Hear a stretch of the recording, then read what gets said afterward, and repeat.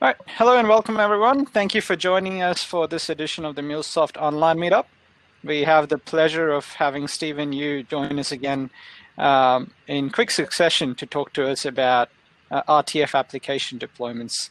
So for those who don't know Stephen works in the customer support team at MuleSoft. He's a senior customer architect in the team, and he's highly experienced in platforms, networking, and runtime fabric. So Stephen has taken the time to develop this presentation based on the issues that he sees in the support cases.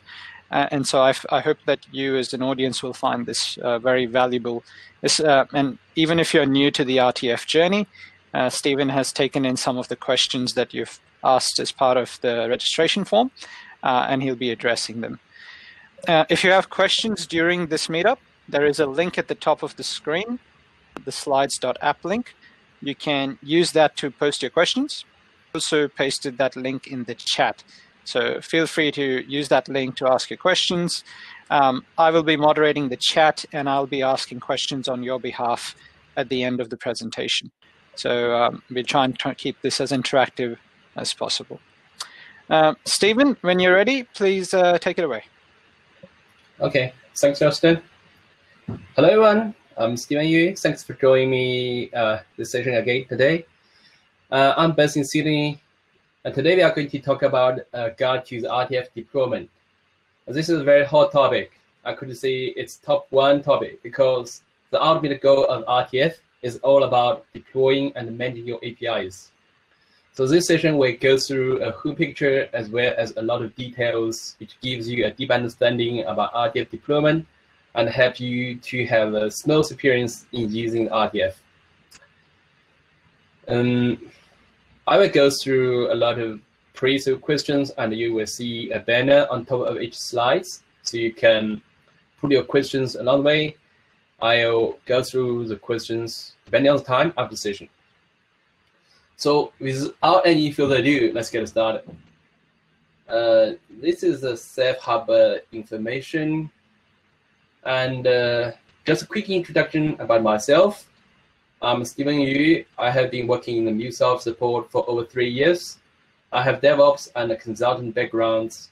I used to help a lot of customers migrating to the AWS and build the CI/CD pipeline. So my specialty is cloud, especially AWS. I'm a certified AWS professional and specialty. I also have the Kubernetes certifications, and I'm the Rtf specialist in my organization. My work used to be on the platform side. I deploy the designs, connectivity, troubleshooting connectivity issues, and then now Rtf is one of my major focus areas.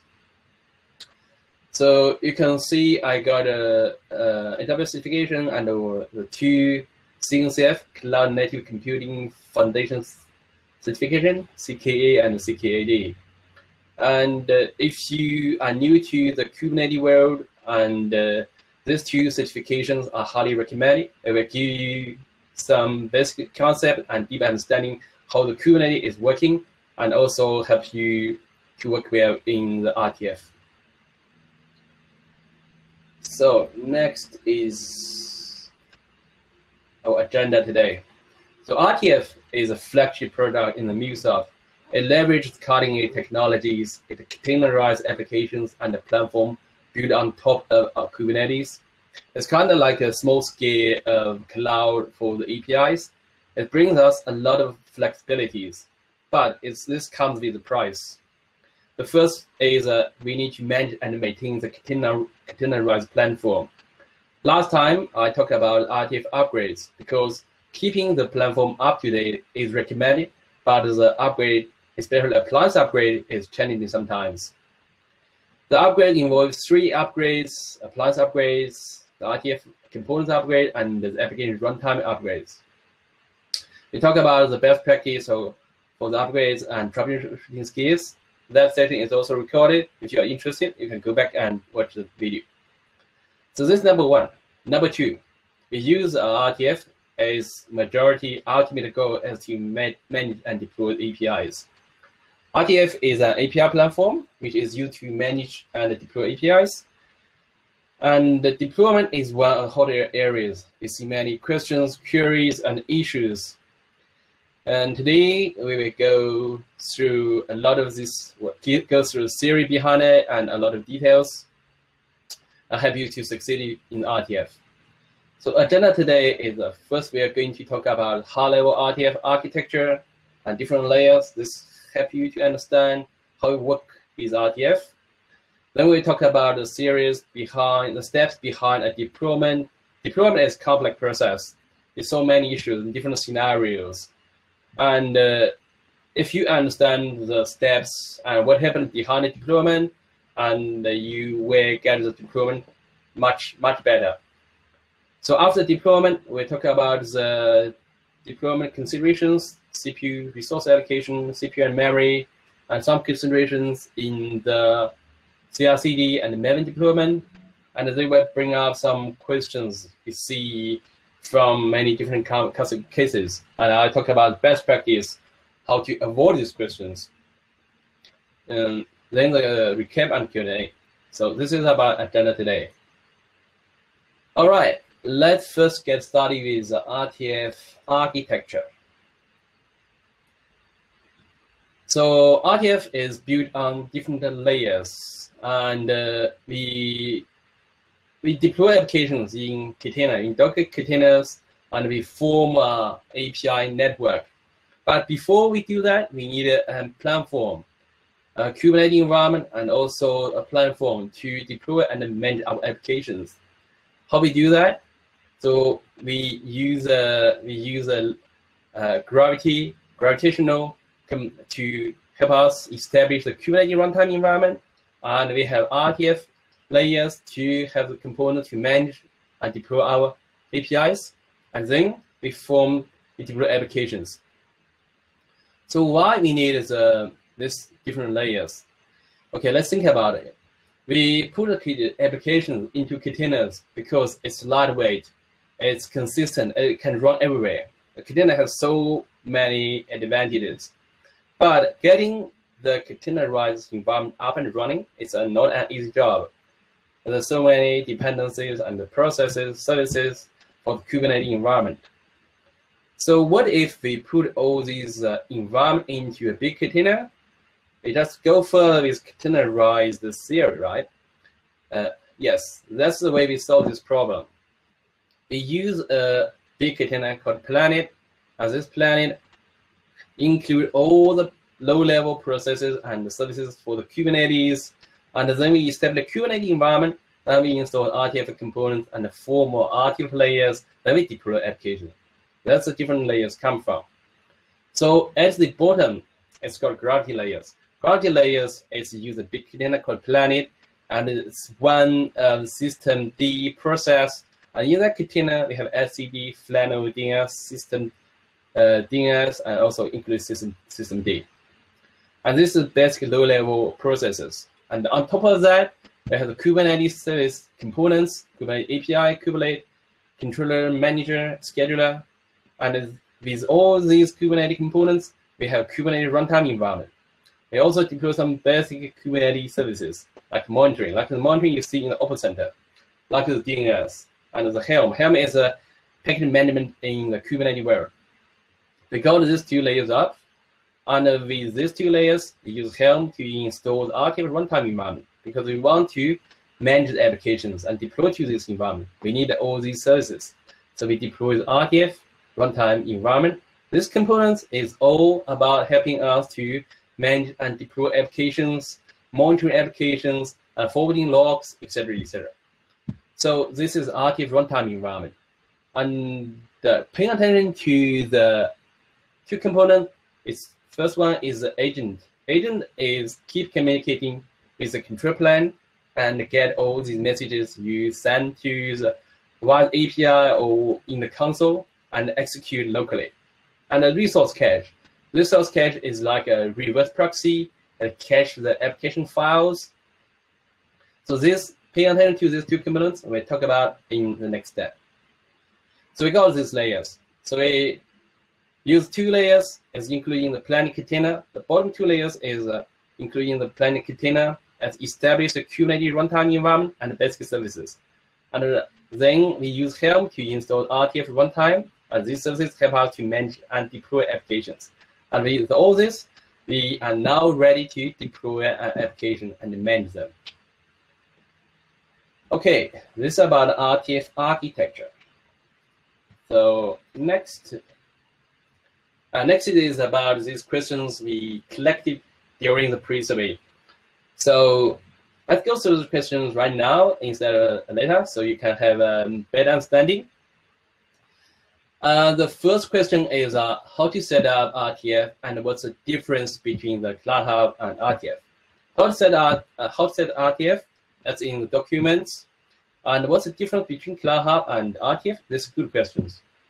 So Cloud Hub is like everything in the Cloud Hub. We talk about everything in voice, control plane, and the runtime, both in the cloud. And maybe some of you use one of the our product is called Anypoint Private Cloud Edition. It goes on the other side. It put everything into on-premise and into that product and install on-premise.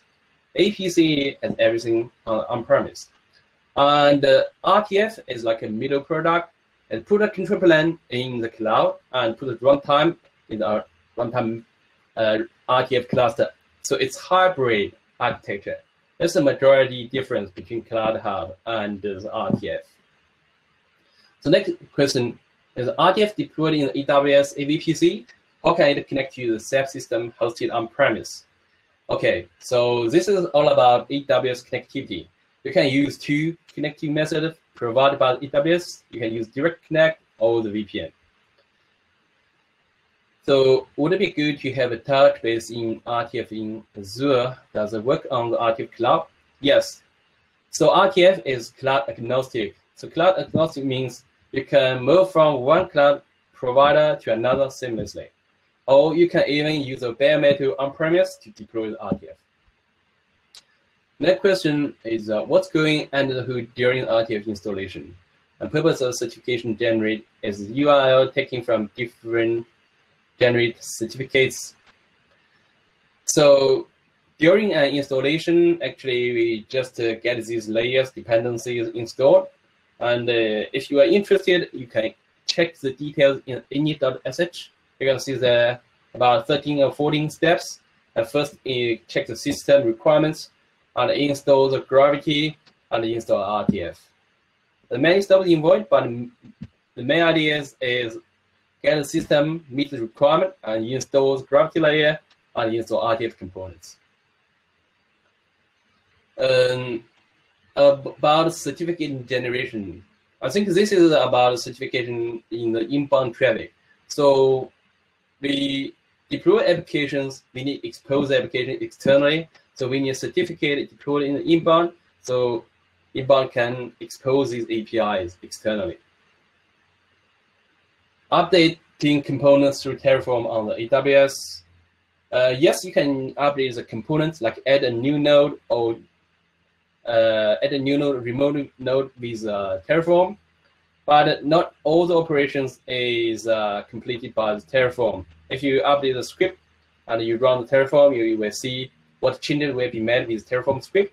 Sometimes, if you made some change impacts the user data, it will recreate the nodes. So in that case, all the clusters will be recreated. So in that, you need to be very careful about modifying the Terraform script. But if you just add a new node, a new worker to the cluster, you can definitely use Terraform. Logging framework works with Rtf. So I think this is mentioning about the application logs.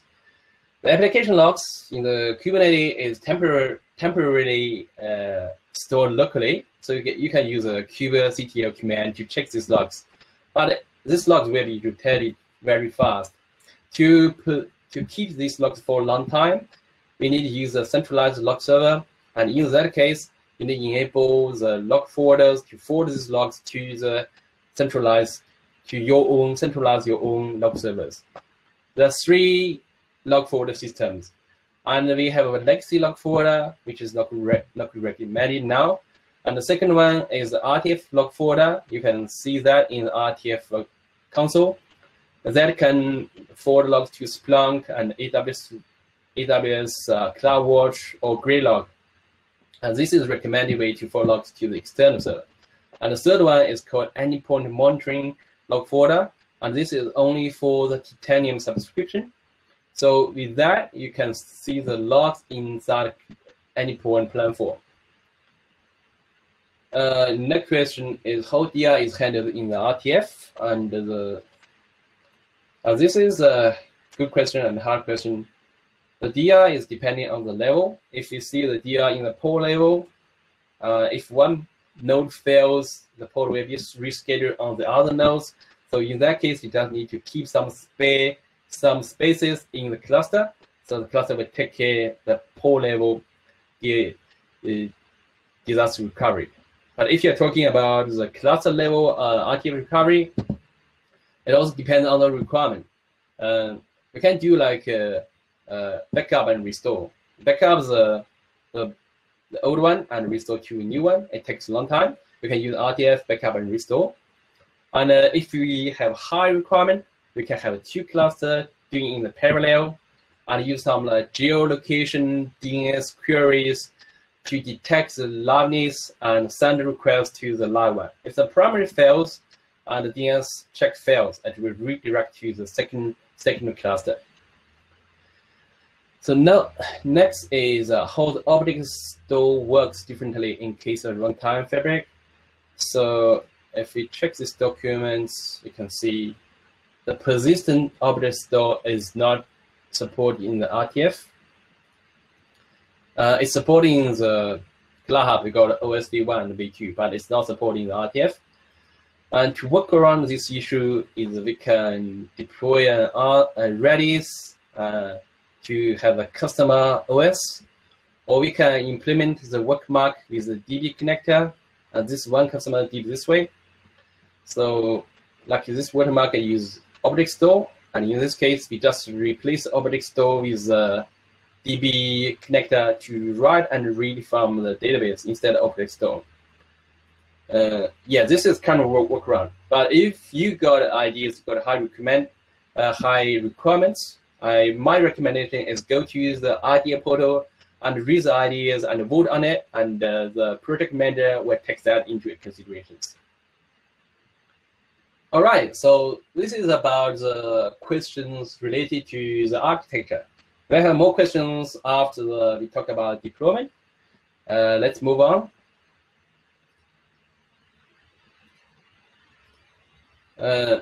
Yeah, this is come with deployment.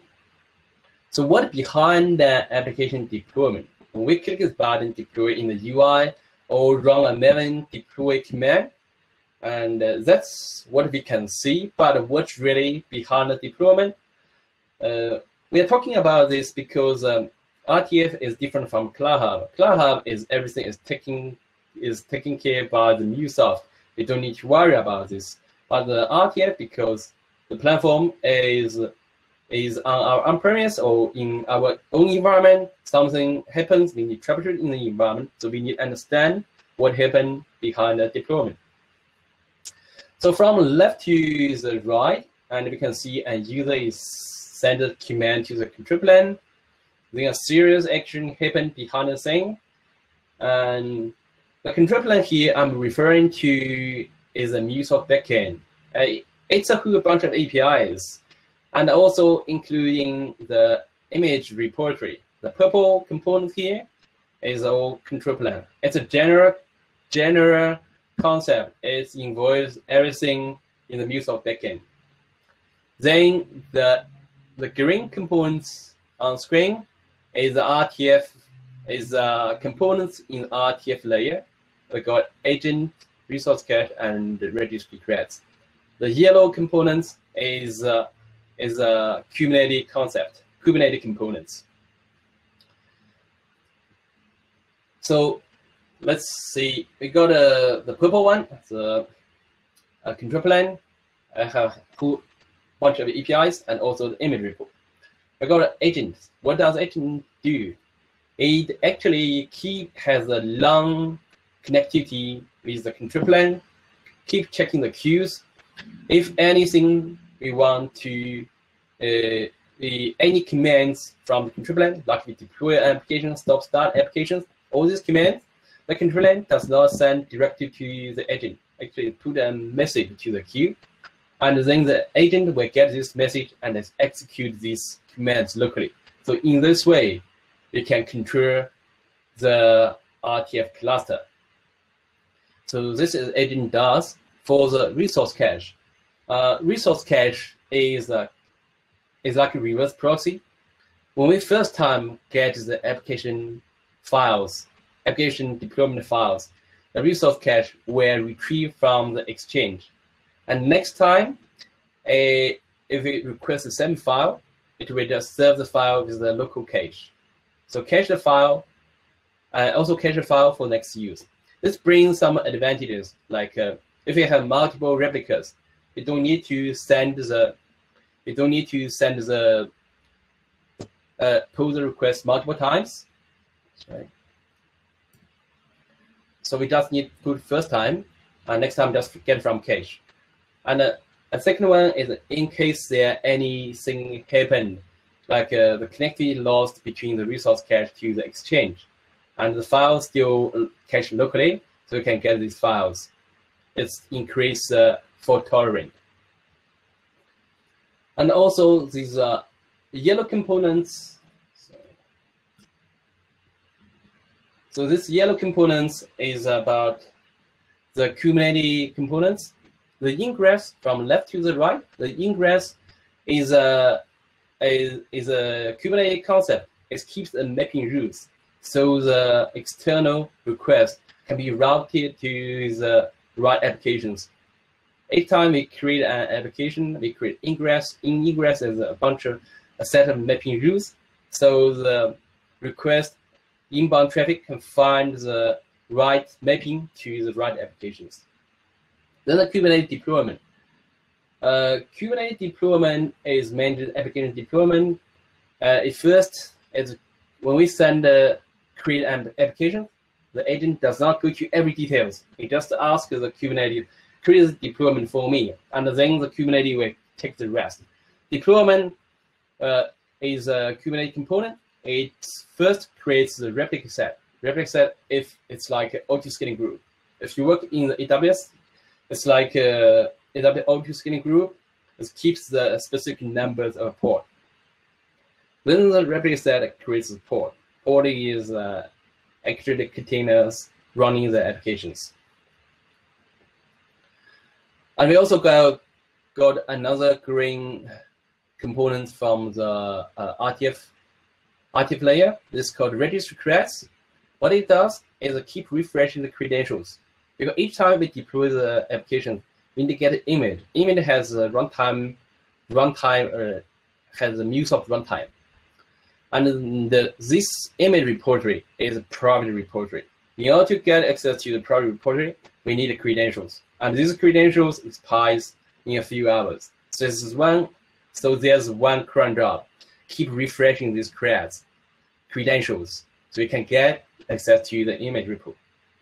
Okay, let's see. When application begins, the user on the left send a command, click a button on the UI. The first step is to upload the application to Exchange. Once an application is uploaded to the Exchange, it sends a deployment request to the control plane. Control plane does is put this command to the queue, and then the agent gets this message. The agent gets this command, it creates a Kubernetes deployment, it creates the ingress. So we go to ingress, creates ingress for mapping the request to the applications, creates the deployment to actually spinning up the application ports. Deployment creates a replica set create ports. Here's the interesting thing happen. In the port, it does not start the application port straight away. It first starts an init container. Init container is initialize the environment for the actual containers. This init port is downloading the application file from the resource cache and put it into the folder and then start the applications. So we have two parts. First, the application image. It has a runtime.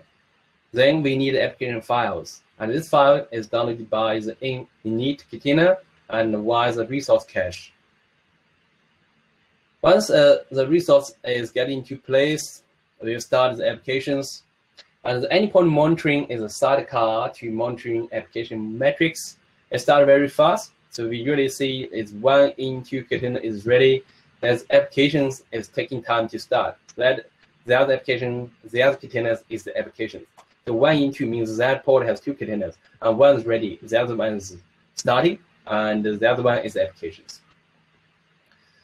Yeah, so once it's done, and it's just returning the ready status. I'm ready, I'm running, and it goes up, and when it goes up, the agent reports the ready status to the control plane. So before it's ready, we see it's applying status, and once the control plane receives the ready status, we see it's running status. That's who process about the deployment. So first, from user point of view, and the user just do 2 things: upload the application files to the control plane and send a deployment request. From Rtf agent perspective, it just do 4 things: it's create deployment, create ingress, and report the status, and keep communicating with the control plane. From the pod perspective, it first uses the init container to download application jar files and the configuration files, and then start the real application pods. Because this image repo is a private repo and the credential expires in a few hours, so there's another job is called request, keep refreshing these credentials. This is about the whole deployment process. So next we will talk about issues, and if the issues actually tend to happen during the remote communication stage, like getting a message from endpoint control plane to the agent, is downloading the image, putting the image, and downloading the files. And this is some key step is intend to have issues because of the environment, because of the settings, because of the infrastructure. We'll get you there shortly. Next is about deployment considerations. So when we deploy an application, the first important thing to consider is about the resource allocations. I'm mentioning about resource is the CPU and memory. In Rtf, we recommend is the burstable CPU and the guaranteed memory. When you do the deployment in the UI, you actually can see 2 CPU values: a CPU reserve and a CPU limit. CPU reserve is a CPU already guaranteed when we deploy applications, and CPU limit is a CPU can use upper limit if the system got spare CPUs. And burstable CPU is recommended because we can leverage the spare CPU of the system and accelerate applications. And once the spare CPU is not enough, the CPU does sorted, has less CPU to run that applications, and just slower. But when these applications can still be running when it be terminated. So here, just let's have some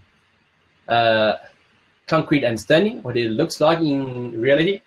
I have 3 applications. I get different CPU allocation.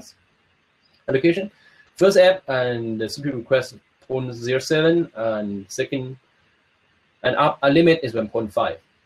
So I start the demo app 1 first. So you can see it can use up to the maximum 1.5 to the upper limit because the system got spare CPU.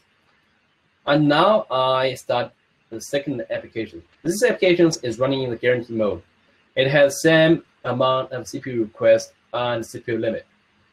So this means this CPU is already guaranteed whenever it requests. I start the application 2. It can use up to the 0.5 CPU, and is get more CPU from the demo app 1 because this one is overusing its CPU. Its CPU request just 0.07. And in a while, start another application, demo app 3, and this has 0.5 request and 1.5 limit. So the system at this point, the CPU is 100% occupied. but I still need to guarantee the demo app 3 has 0.5 CPU. Where to get it from? And it won't get from the demo app 2 because demo app 2 has a guaranteed CPU 0.5. It's already guaranteed. Oh, by the way, all these 3 applications are always CPU intensive, so it can use up to its limit. When the demo 3 is starting, it's get a 0.5 limit CPU, and because the demo app 1 is overusing its CPU, it's just to get some more CPU from demo app 1. You can see demo app 1 has a low CPU, but then demo app 2 is not affected, and then gives more CPU to the demo app 3. Because in the percentage, like CPU app 3 request 0.5, it's only over limit is 1.5. So the system, according to the percentage, give more CPU in demo app 3 and reclaim more CPU from demo app 1. But demo app 2 is already guaranteed. So this is how the burstable CPU works. The CPU request is already guaranteed, and CPU limit is upper limit if the system has spare CPUs. If the CPU system wants to use these spare CPUs, it just can claim back, and the CPU is throttled. This is about CPU. For the memory, when you deploy applications, you can see only one value is called memory. We don't have the memory guaranteed and don't have memory limited.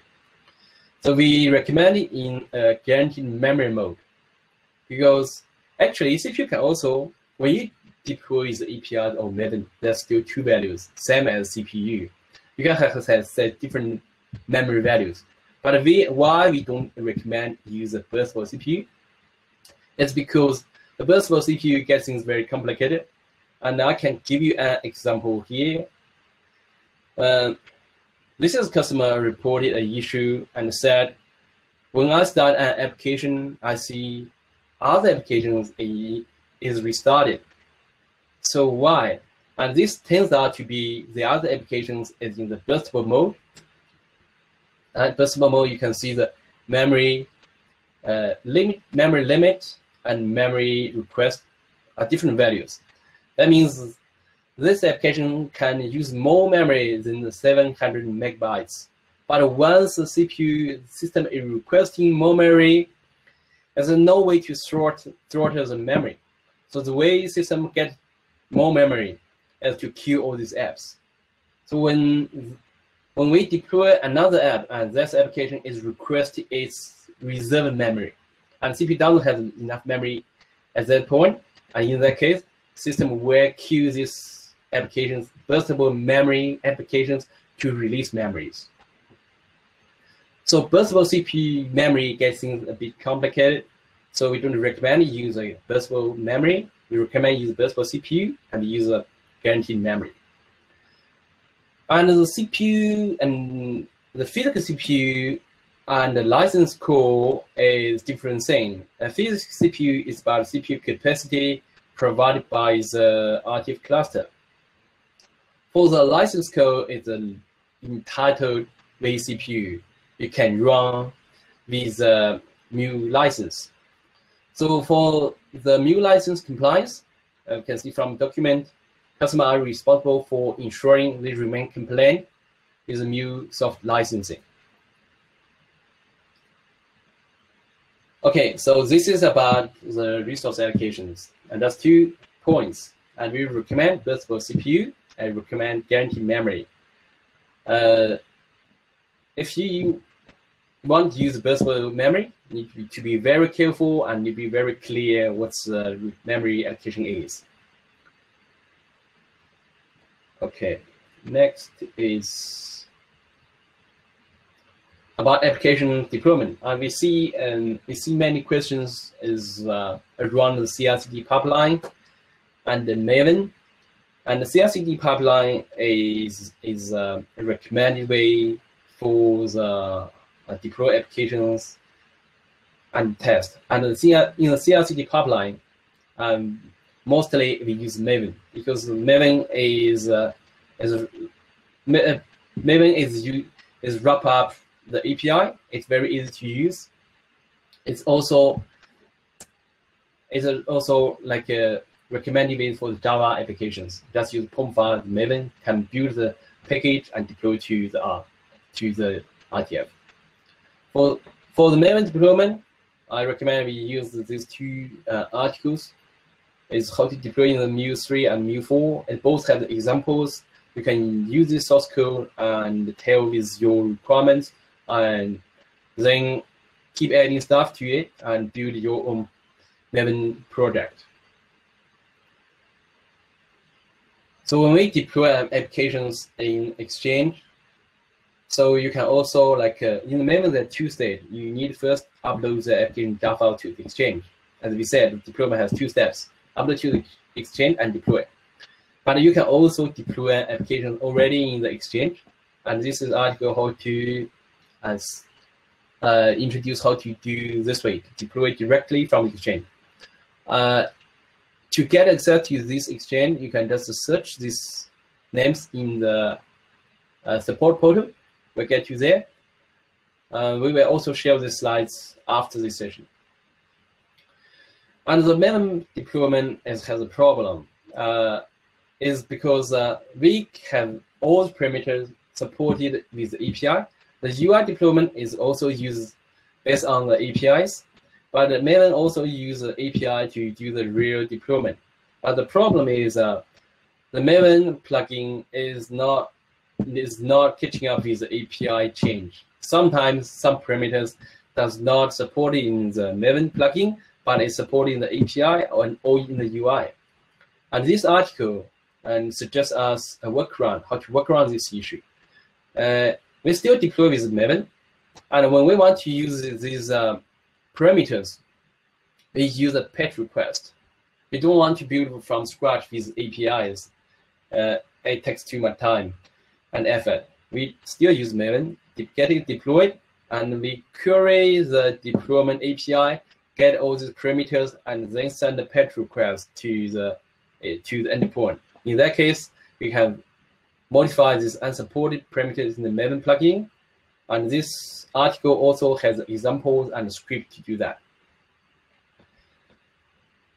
So next is next interesting part.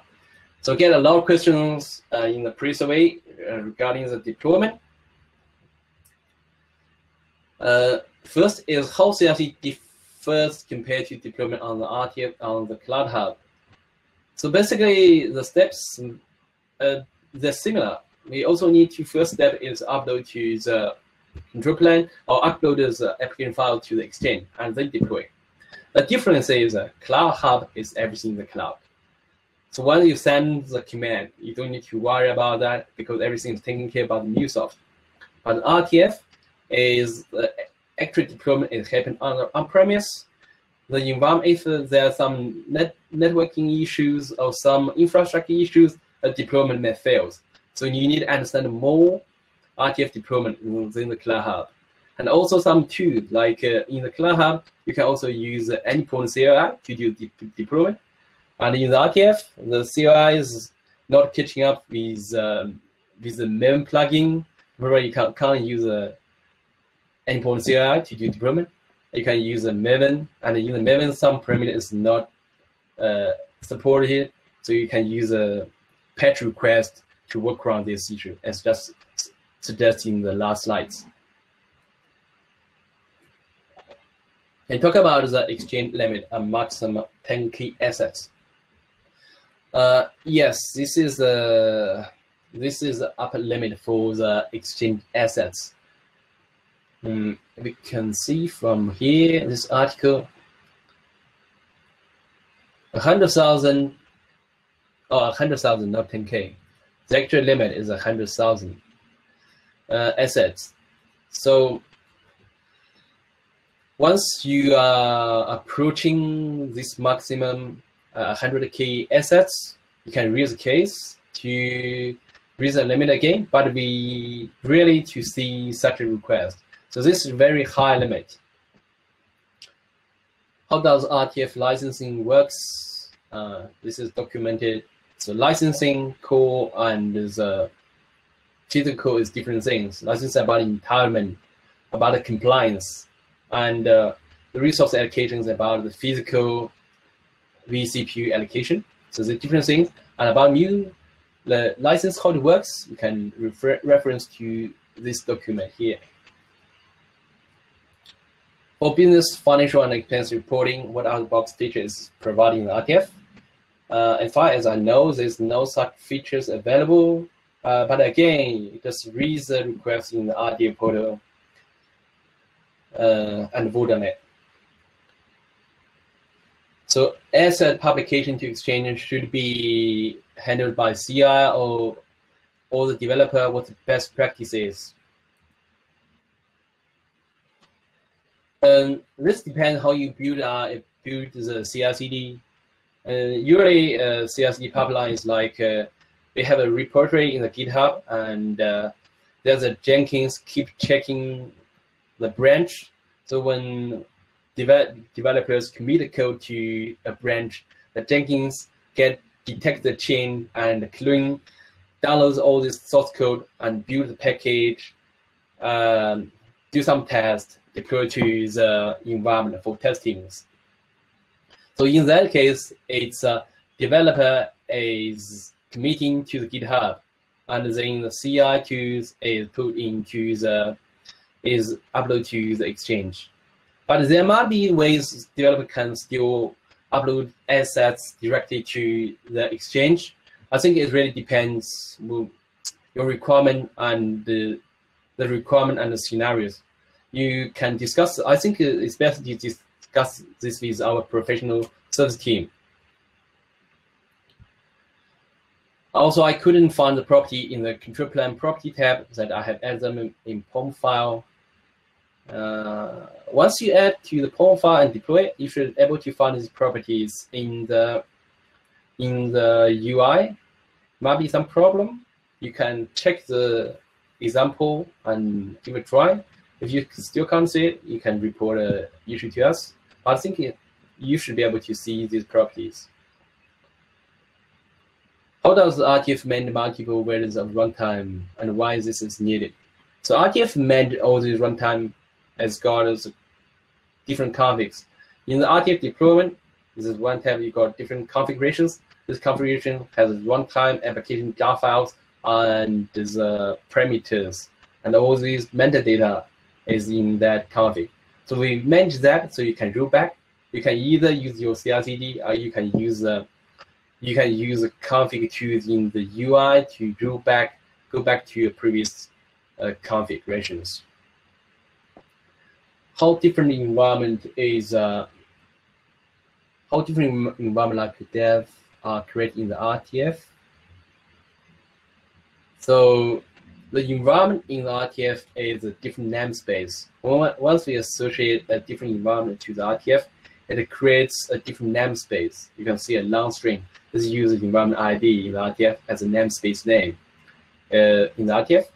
But one important thing to notice is that there's no network segregations within the same Rtf cluster, as even they're in different namespace. All these applications in the same cluster can talk to each other. If you want to do the segregation between different environments, you need to use different Rtf cluster. Yeah, another page of questions. How do you set up CRCD Rtf deployment topology? Is MuleSoft going to provide base image with pre-configured dependency? How can we manage app deployment to the ports? I think the CRCD pipeline is the outscope of this session. But to set up, you can use many different ways. On the popular one, you can use Jenkins, Bamboo, or TeamCity. Also, you put your code in the GitHub and use these integration tools to download the code. Use Maven to build the package and run the deployment.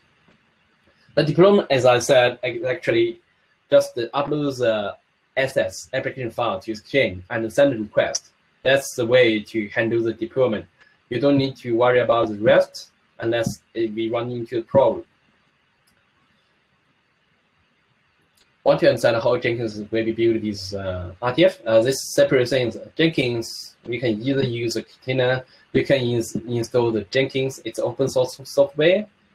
It's separate from Rtf. Jenkins is just like a UI to wrap up all the Maven commands.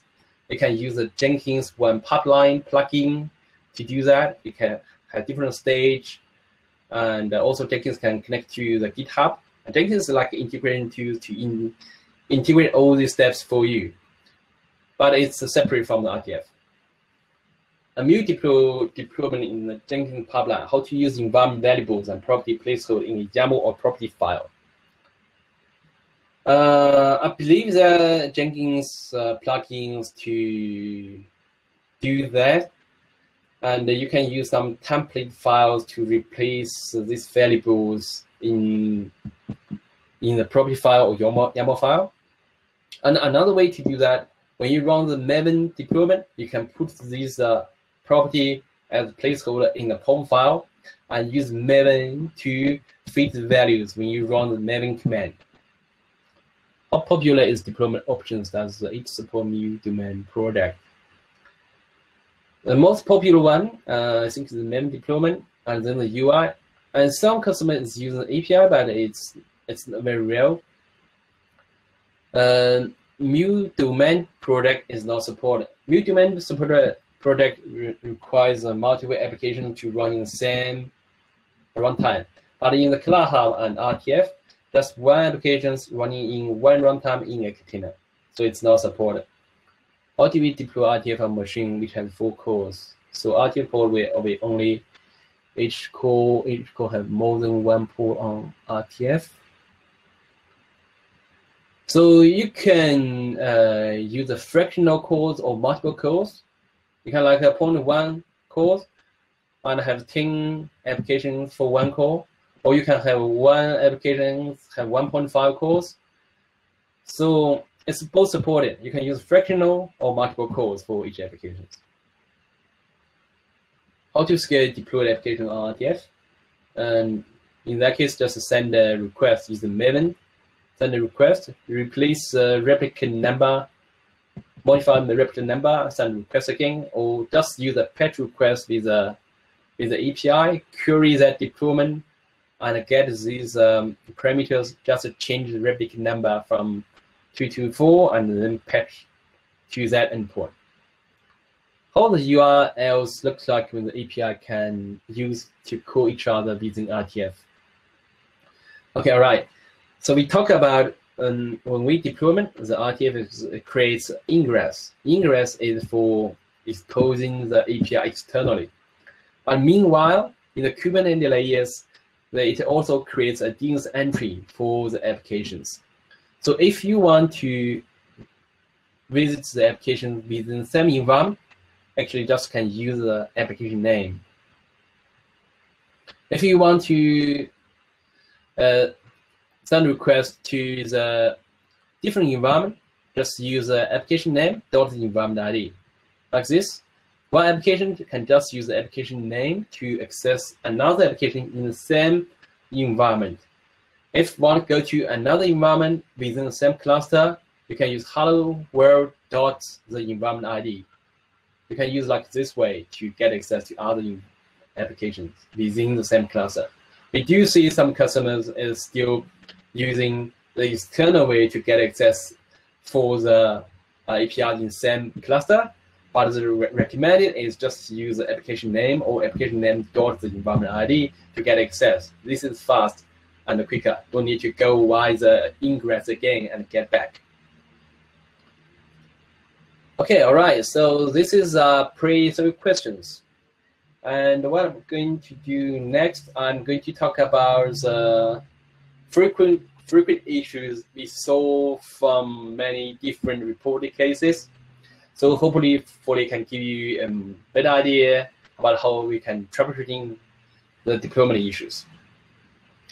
So when we see the first issue is actually a UI issue, so first step is upload application to the exchange.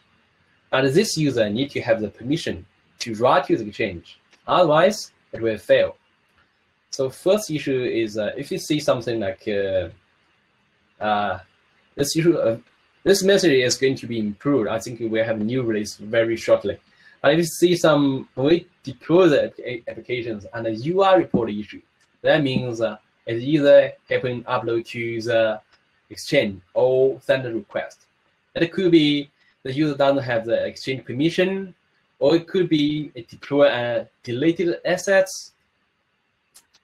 This is a bit tricky one. And we see there's a soft delete in the Exchange. A delete after 7 days is known as soft delete. So if we delete that, the asset name is still there. We can, if you want, delete with the asset name and version, and deploy a deleted assets that cause issues, and also report it in the deployment failed. Something went wrong here. And this all happened in the first step. Upload to the Exchange or send a deployment request. So next is the connectivity issues. And this happen when between the application control plane and agent. Application control plane put a message in the queue, and maybe the security team made some change to the proxy and enables SSL interception and redirect the communications because it uses a mutual authentication. In that case, agent can't get the message and deployment message. The deployment can't be executed locally. And this could happen. So in that case, we need to check the connectivity and make sure and not enables TLS interception. So for the main deployment, and you can see a couple issues we see from the main deployment, and some is related to the permission to the Exchange. First one is related to permission, and some is because of maven dependency, like can't load MQ connector. Second one, third one is also because the assets not exist in the Exchange, and then send a request. It will report no application is provided GEV.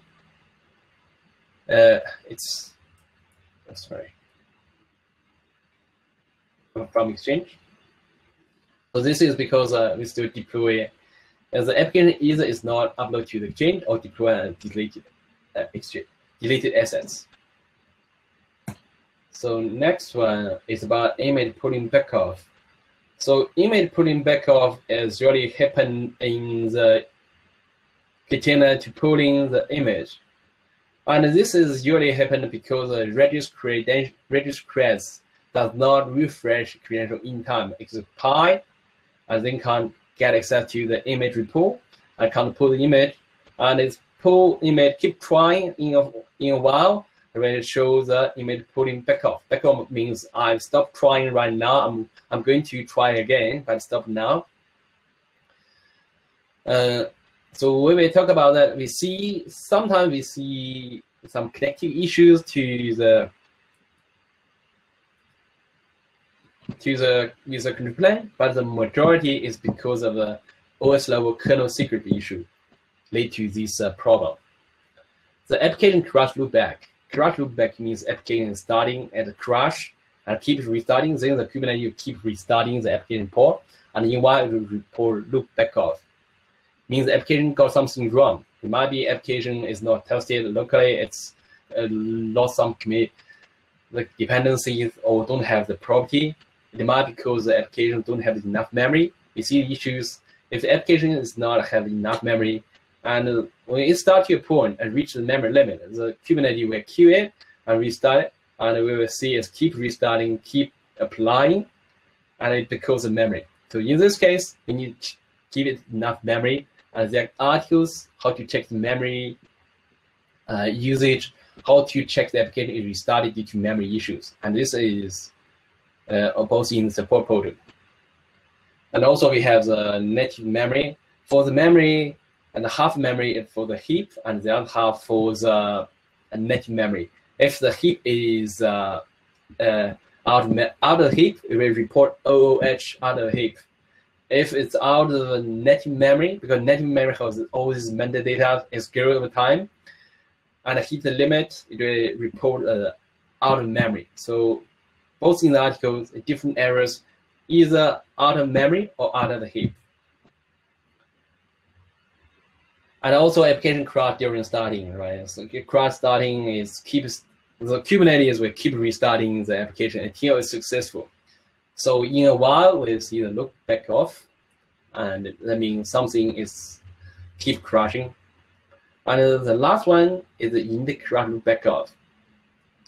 So this happened for the init container to pull in the image from a resource cache. So init container look back off, we find out it's actually the overlay network is blocked. This is just very recent issues.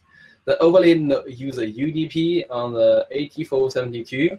If it's blocked, you can still install the cluster, but init container, you can still see install cluster, you can see the status is active. But when we deploy application, init can't get access to the resource cache because overlay is broken. And in that case, it keeps trying to pull the application files, and in one report a crash look back off. So last question is about Apigee Discovery. So when we see this issue, when the application is started, it will report ready status. So there's a readiness check to the applications. So that issue, and if the application has auto discovery and doesn't have client credentials, the readiness check can't detect the application is ready status. So it's waiting, and we will see it's applying. So basically, it can't get ready status from the application and keep waiting, and we will see the application is kept in the applying status. Apigee Discovery, this one. I could see a lot of application deployment issue is related to the platform. And one of the major issue is about C group memory leaking. And this is a kernel memory issue. It's also said a kernel memory accounting issue. In the Kubernetes, if you create a pod, it will allocate a C group, including all the resources. Once the pod is gone, we'll return back all these resources with the C group. But there's something leaking during this process. If you keep creating pod and keep killing this pod, and the leaking is accumulating over time, and up to a point, it can't create new pods. So this is the issue from kernel, and the Red Hat document says the cause still unknown, and the solution is in progress. That means this is not resolved yet, and it may cause a lot of problem. One problem is it stops the Redis creds running. So once this problem happens, the Redis creds can't refresh the credentials. And in that case, when we deploy, we see the application can't pull the image pulling back off. And that can make cause other issues, like we can't check the cluster status, and the agent upgrade timeout, and all these issues. It's a kernel issue and very low level. The way to resolve this issue, we have put in this document. And for now, as a reboot the nodes, we don't need to reboot very often. Just reboot and keep patching the system like at least every 2 months. And in case it's that leaked memory accumulated to a point and lead to this issue. And also is the Flannel issue. Flannel issue is fixed in the new version. And you can, if you are still in the old version, you can follow this knowledge to check if Flannel is working well. All right, so we talk about all these issues. We don't want to get these issues. The purpose is not to get to these issues. The purpose is to avoid these issues. So what's the best practice for smooth deployment? The number one is keeping infrastructure and Rtf include status, and regularly patch and reboot nodes, at least every 2 months. When you patch the operating system in case there's some security vulnerabilities or some updates or fix some bug fixes. And we also need to reboot nodes. The reboot main idea is to eliminate the secret memory leaking issue before it hit to the broken point. So first, number one is regularly patching and rebooting nodes. Number two is keep a VirtualMuleys gap small. On Kubernetes is a fast-moving world. You can see we have released appliance version, editing version, it's like every month. I have many versions there. I'm not saying you need to update it as soon as it's released, but please keep the gap very small. If like in a year, it's not updated in a year or like a half a year, it's not good practice. Like the flagging issue, it's fixing the new version, it's not fixing the old version. If it's not updated to the recent version, it might hit the flagging issue sometime. And the best practice, second best practice is build CRC pipeline and always test before putting in productions. So the CRCD gives us a way to deploy application quickly and test it. So we already tested in the non-pro environment before getting to the production environment and breaking something. And also we need one key area we need to pay attention is about the memory allocations. We recommend don't use burstable memory, although it's supported by the UI and by the API or Maven. We recommend use guaranteed memory mode.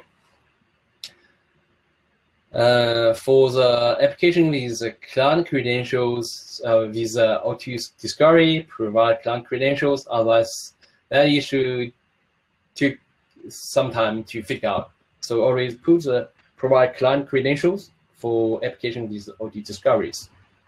All right, this is about two practice. So number one is still the platform. And regularly patching and reboot nodes at least every 2 months and keep the version gap small. Number two, build a CRCD, pay attention to memory and also client credentials.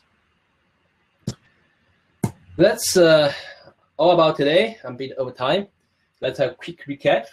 And first, we talk about Rtf architecture, about layers to understand what deployment, why when we do a deployment, we need the platform up and running because they all depend on each other. We talk about what behind the application deployment process, and these remote communications is something we need to look into if you run into a problem. And deployment considerations, memory and CPU allocations, and how to use the API, how to use the Maven, and there's some general issues when we see from different customer cases. And then last is best practice. Keep the platform in good status, regularly patching and reboot the platform, and build a CRCD, pay attention to the memory. Yeah, so that's about all the session today. Hi, Rosen. So, hey, Stephen. There are a few questions in Q&A. If you have time, it would be great if you could pick the ones that you think you're able to answer. But have a look at the questions that have come through and see if you're able to address a few of them. I'm also conscious many of the questions are forward-looking feature enhancements, which can't really be discussed in this meetup. Okay, let's spend before a couple of minutes to answer the question. First, what is the application artifacts retention period in Exchange?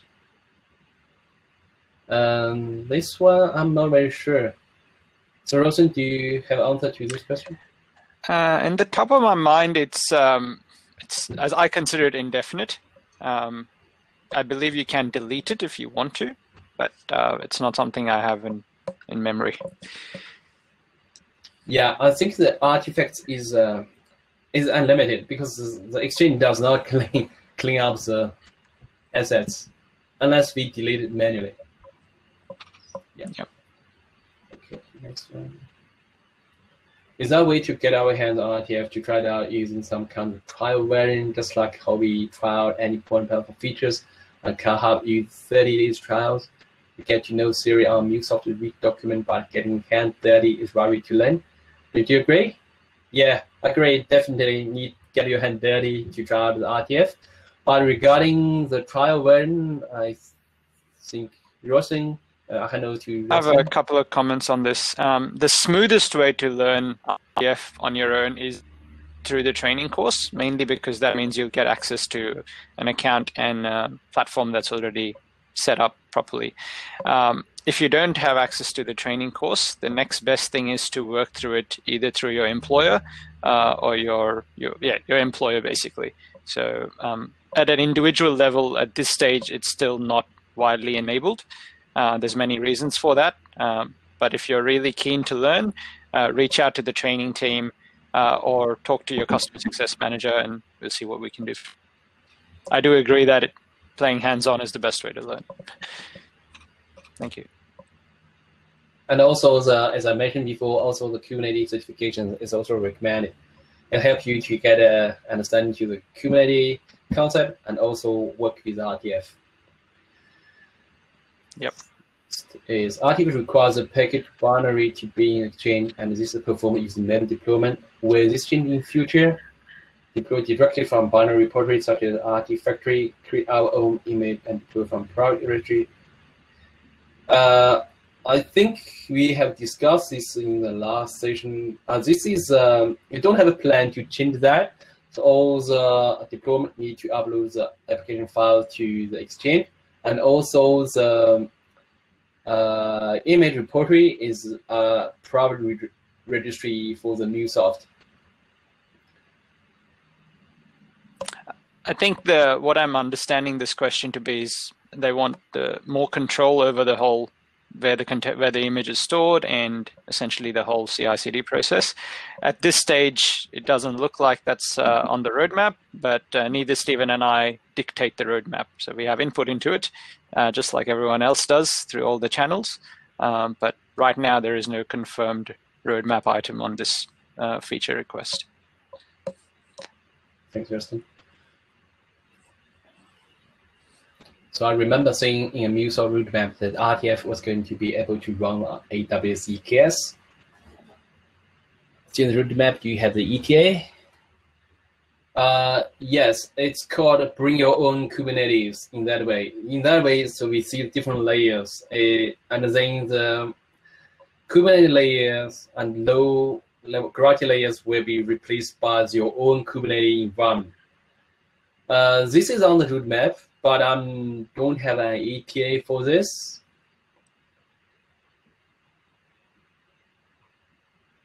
I think the only comment I'll say is watch this space, Rob. Things will change soon. Okay.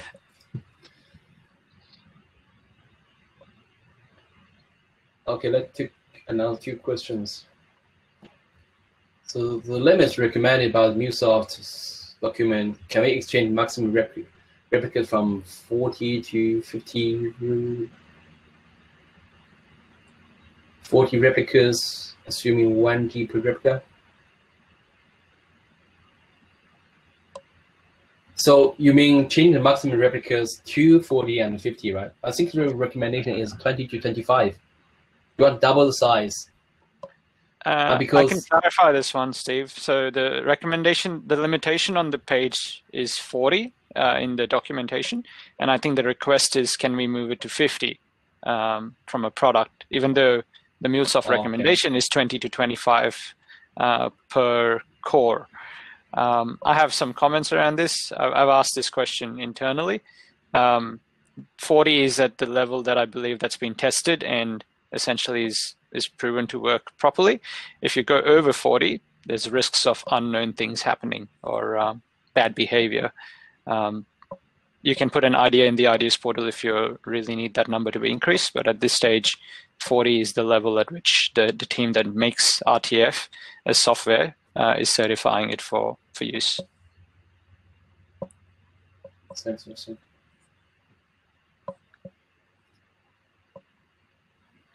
The image in ECR constantly scan for vulnerability.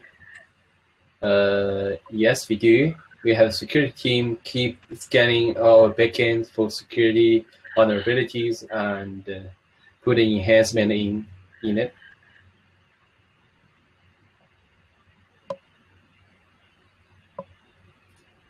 So any point of control plane is in the US. Is there a plan to put a control plane in the Australian, so we don't have the latency connectivity issues when deployed to RTF in the US?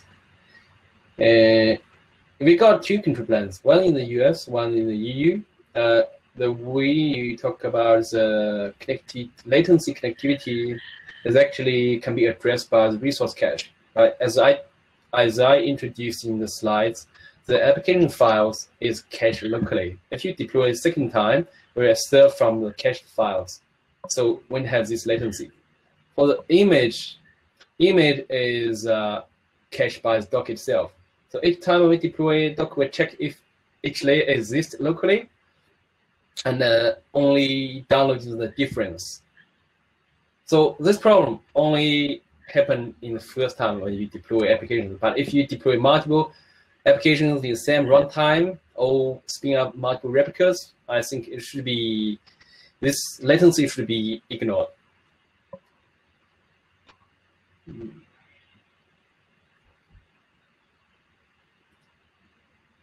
Okay, last question, okay, Austin. I think it's 10. Yep. 1. What's the difference between the hybrid and RTF? And also, who is responsible for RTF's setup? MuleSoft admin or Mule architect? The difference between the hybrid and RTF, the hybrid, you mean the on-premise runtime, maybe? I think so. Yep, you can assume that it's on-premise runtime. Yeah. So the difference is in the hybrid runtime, it's not containerized. You can run multiple applications in one runtime, but it's not containerized. And in the RTF containerized environment, one application in one runtime.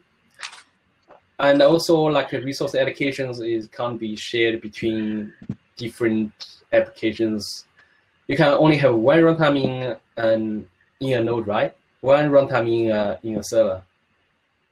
And in the RTF, you can have multiple applications with different runtime in the same server. But basically, I think it's one is containerized platform. The other one is just the virtual machine environment. And who is responsible for the RTF setup? RTF setup is a self-service. We got documents to set up RTF and to install from scratch. But if you want to help from the MuleSoft, you can engage the MuleSoft service team. And just to add to that, RTF, especially for an organization that hasn't had a containerization platform, there is a lot more to it to adopt the platform. So for example, understanding underneath the hood of Kubernetes as well. So it's not just one person who sets up RTF. Usually you do need a team, need networking, platform administration, system administration. So there are lots of different roles involved. If you're seriously thinking about adopting RTF, again, reach out to your customer success manager so that they can give you the guidance, and even the MuleSoft professional team will be able to help you on that journey. All right, so Russell, we still got other questions. Maybe you can answer offline. Yeah, we might be able to answer that offline, or we'll keep them for the next one. Thank you so much, Stephen, for taking the time to talk through that presentation and answering so many questions in there. I think this meetup has answered the most questions I've ever seen in a meetup. So thank you so much. To our audience, thank you very much for tuning in and for asking your questions beforehand, as well as engaging with Stephen and I during the presentation. If you'd like to thank Stephen for his efforts, please do so in the feedback survey that will be going out shortly. We read through the comments, and we appreciate all and any feedback, so really thank you for it. A reminder to register for Connect, which is where we'll have our next set of developer meetups coming soon. I'll link to that in the chat. And yeah, look forward to seeing you next time. Thank you.